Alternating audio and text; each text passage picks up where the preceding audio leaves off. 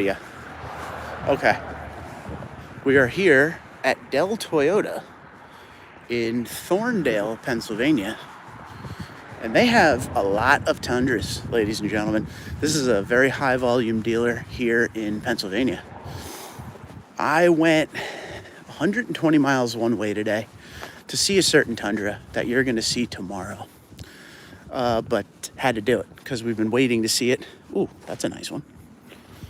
Was it bronze oxide, I believe it's called? Chad, how you doing? You're the first, buddy. Welcome aboard. Chad, I got to tell you right now, pretty pumped up. Here's why. It's 45 degrees here. And normally, depending on where you are in the country, Jonathan, how you doing? You're probably like, that's freezing or who cares? But last week at Scranton Toyota, it was like 10 degrees. Today, there's no moisture on any of the vehicles. Robert, what's up? It's actually kind of warm. I'm in my Carhartt Toyota jacket. This thing does the job. So feeling good today. Ooh, Land Cruisers. Tom, what's up? I'm trying to buy my wife a Land Cruiser right now, but price just sucks. Leroy, how you doing? Dan, hello. Charles, my friends, how are we? It's good to see you. I'm in a good mood today, man. Look at all these Tundras. Look at all these Tundras. Ogie Oglethorpe, straight out of the Slapshot movie. He's here. Look at all of these Tundras. Nice amount. A lot of SR5 TRD off-road Tundras. 70 in Palm Beach, Florida. Don't rub it in, Rob. Chad's in Maryland. I love it. I should walk some dealerships in Maryland. There are some good ones down there. I really got to put that on the list for 2025. I want to expand away from New Jersey and Pennsylvania a little bit and go to some dealerships around you guys. So make sure you comment or go to tundradude34@gmail.com and let me know what dealerships I should go to. And I will reach out to them, try to figure it out because I want to see the Tundras in your area. But anyway, Dell Toyota, pretty big dealership in Pennsylvania. I think it's one of the highest volume dealers as far as Tundras and Tacomas go. And when you see inventory like this, it kind of tells the tale. We were here back in September, I believe, and this was all 2024s.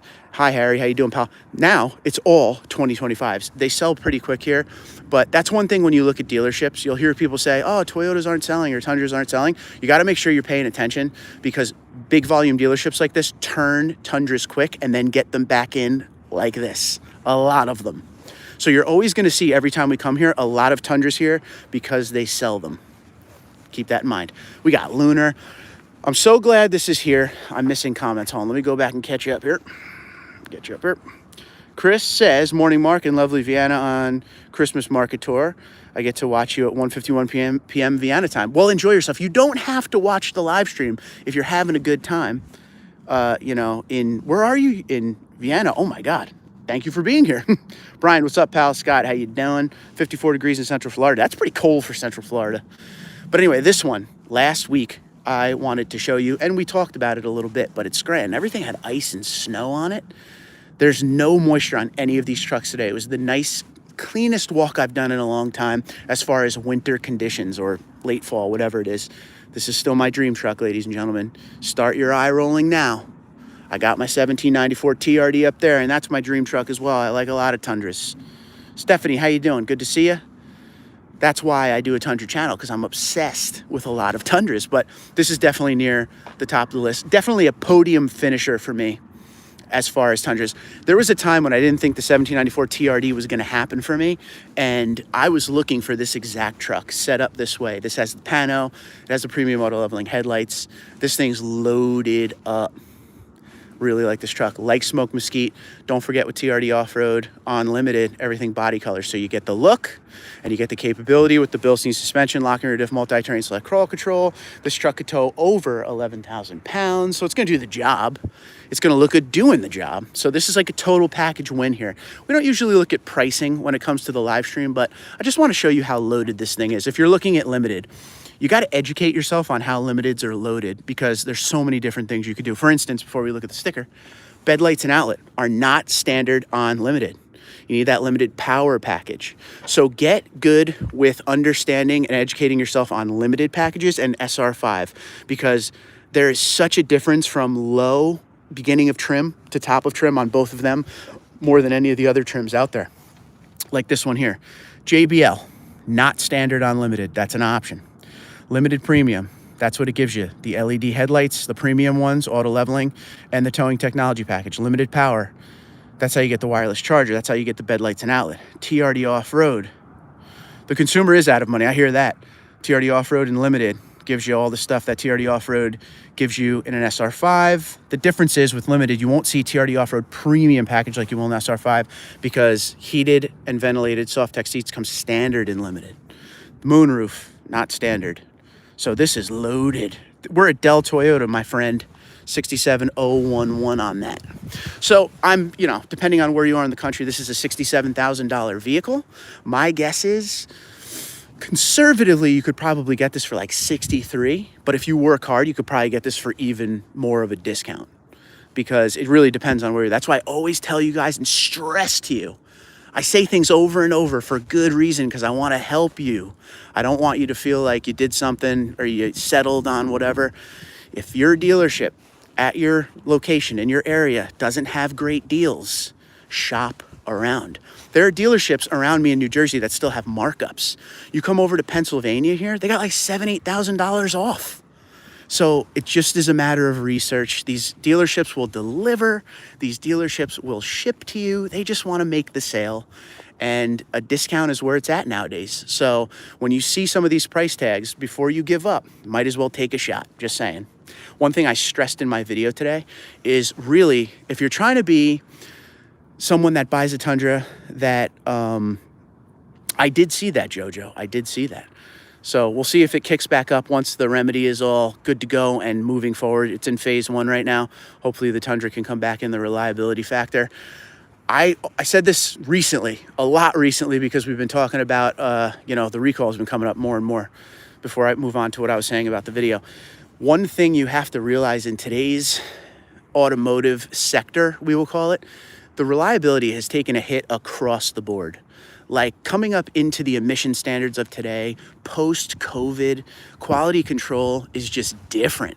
And all of these manufacturers, not just Toyota, you have to look at it on a global view. All of these manufacturers struggle to keep up with the emission standards, okay?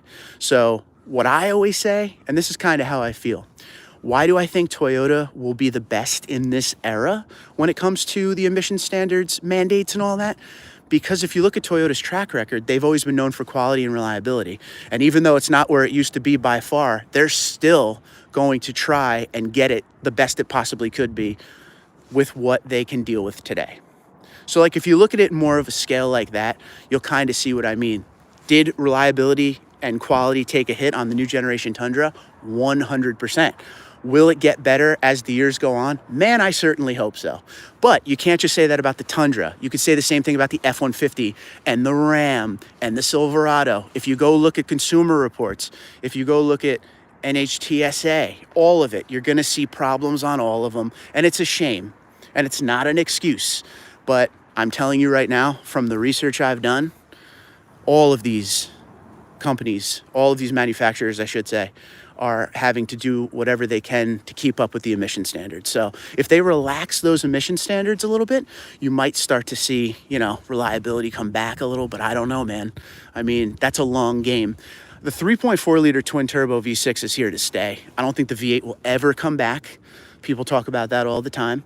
I just don't see it happen. You got to remember the 3.4 liter twin turbo V6, V35 engine. It's a global engine. Okay, it's not just in the Tundra.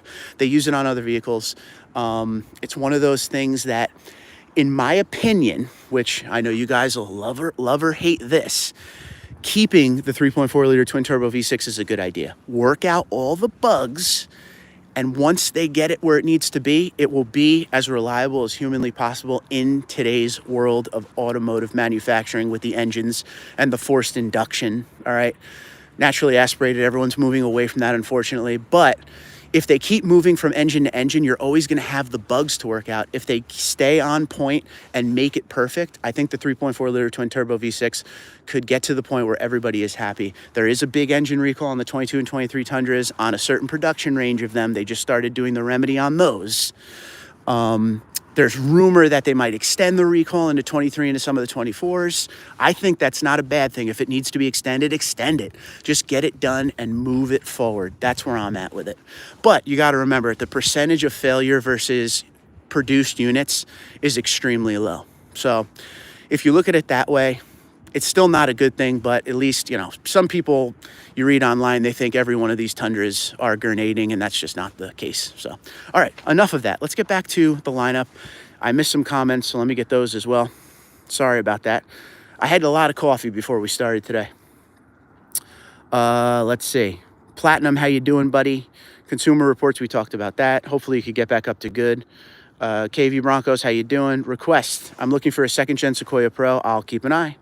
Brian says, dealers by me still have addendum stickers, Northwest New Jersey. Yeah, still around me too in New Jersey.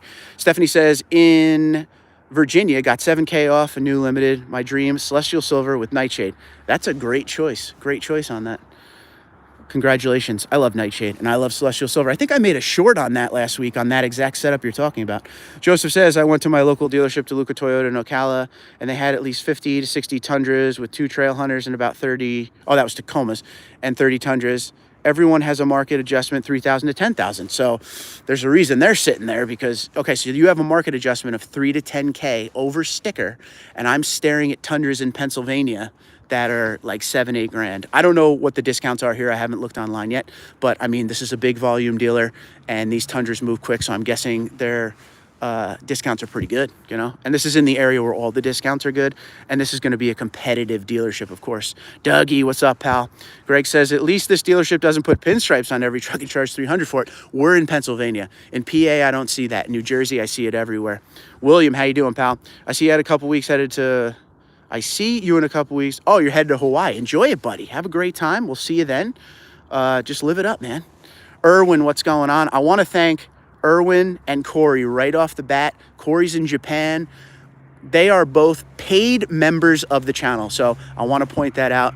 Thank you for the help. They've been around the channel a while, so I appreciate both of them very much for being paid members of the channel. Very cool. Jonathan says, any chance you met up with TRD John when he came to Philly? I did not. And I hate that I didn't because I really wanted to. But there's always next time. I have all intentions to go down to him. There's something going on right now that you guys will hear about in the next couple, maybe about a month. I got a lot going on. Let's just say this. There's a reason I got a Crew Max Tundra. So I got a lot going on right now. We'll go into that when I can. Rachel says, just picked up my 2025 Tundra Limited. Worried about the motor issue. At least one failure already reported. Thoughts? I don't know. It depends. I don't want to say, you shouldn't think that way or you should think that way. Personally, for me, I'm going to tell you how I feel. One problem in 2025, and I read the NHTSA report, and it didn't say too much as far as exactly what's wrong. It had the same vibe of what could be wrong as far as what the recall is, but I'm going to wait and see on that one. But I think every year, no matter what, especially because of the recall, every time something goes wrong, you're going to see, a video or posts about it. But personally, I got a 2024, right? 2024 in the range they said that, these 2024s are still bad. So if anyone needs to worry, it's more me, I guess. But as far as I personally feel, and this is not a Tundra channel creator guide, just me as a Tundra owner, I'm gonna drive it. If something goes wrong, I'm gonna get it taken to a dealership and get a new engine put in it. But I don't really worry about things like that. So I would just enjoy your 2025. And if something goes wrong, you get it covered, done deal. But enjoy the miles, and hopefully we don't see many engine failures reported on NHTSA this year, but that does remain to be seen. I totally feel where you're coming from, though, Rachel. Please know that. Anytime we see anything, again, because of that 2022 and 2023 recall, it's going to be amplified and people are going to have questions. But I would just enjoy the ride. I think folks on this channel right now will agree with you. By the way, while I keep reading these comments, 84 of you on here, please hit the like button, ladies and gentlemen. We're out here doing big things today. Del Toyota in Thorndale, Pennsylvania. And please hit the subscribe button if you're new to the channel. We talk Tundras a lot. That's what it's all about here. Garland and Barbara, how you doing? Good morning from Oklahoma. Good to see you. Candy Apple Red for 2026. I would love that. Imagine if a replacement motor fails. I would, yes, then we have to talk. And not the replacement. I heard people saying online like, I'm in my second or third replacement. That was, not the recall engines as far as what they're doing now, the complete engine replacements. That was during the short blocks. So there's a lot of different things. Scary, the new 2025 has issues already. Just one. Let's chill. It's not 2025's in the hole. One Tundra has been reported so far. One. So let's not go crazy. Gil said, morning TD. How you doing, pal? and BitBoy, what's up? All right, folks, before I let you go, one more thing. I was trying to say this. Will a full catback exhaust and intake void the warranty? Looking for more power? Well, I have a axle back exhaust, and I'm about to put an intake system on it, so I don't know. Good question. Good question. And people would be like, why are you doing that with a potential, engine issue? I don't care. I'm having a good time. Where are the iForce Max 2025s? Is there an issue with these? There's not an issue with the 2025 iForce Maxes. I think Toyota just launched the regular ones first this year. Last year, if you remember, there was a ton of iForce Max and not a lot of regular iForce. They are, if you go to Auto Trader, they're around the country. They're starting to file in. I know there's 4 on the way to this dealership in particular. So I think they just launched the regular ones first. I haven't heard of any issues with iForce Max. And like I said, in the area, there's been a few Mudbath TRD Pros. They came out first, but I did go on Auto Trader and I was able to find a good amount of iForce Max on the ground, just not a lot up by me yet. Any Crew Max with 6.5 foot bed? Dude, there's a few here. Let me show you one more before I go. Oh, where is it? There's one I really like. Is it this one? No. It's this one. It's this one. It's not this one. Oh, I gotta find it.